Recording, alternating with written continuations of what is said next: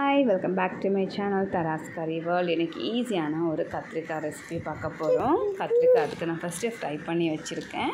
இதெல்லாம் தேவையான திங்ஸ். இப்போ என்ன பண்ணுறோன்னா, ஒரு பாத்திரம் எடுத்து அதில் கொஞ்சம் ஆயில் விட்டு கடுகு கறிவேப்பிலை போட்டு தாளிச்சுக்கோங்க.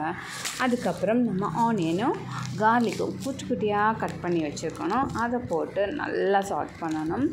அதில் கொஞ்சம் உப்பும் சேர்த்துக்கோங்க தேவைக்கு. அதுக்கப்புறம் ஒரு ஹாஃப் குக் ஆகிற டைமில் தக்காளி சேம் நல்லா க்ரஷ் பண்ணி வச்சுக்கோங்க. அதையும் சேர்த்து நல்லா சாட் பண்ணிவிட்டு மஞ்சத்தூள், மிளகாத்தூள், கொத்தமல்லி தூள் இல்லைன்னா சாம்பார் தூள் இருக்குல்ல, அது போட்டுக்கோங்க. அது கூட கொஞ்சமாக குழம்பு மிளகாய்த்தூள், அது தனியாக வாங்க கிடைக்கும், நம்ம வீட்டில் பண்ணிக்கலாம். அதையும் சேர்த்து நல்லா சாட் பண்ணணும். கொஞ்சமாக பெருங்காயம் சேர்த்து சாட் பண்ணிவிட்டு அதில் நம்ம வறுத்து வச்சுருக்கிற கத்திரிக்காயும் சேர்த்து நல்லா மிக்ஸ் பண்ணிக்கோங்க ஒரு 2-3 மினிட்ஸ். நெக்ஸ்ட் அதில் தேவைக்கு தண்ணி விட்டுக்கோங்க. நம்மளோட ஈஸி ரெசிபி ரெடி.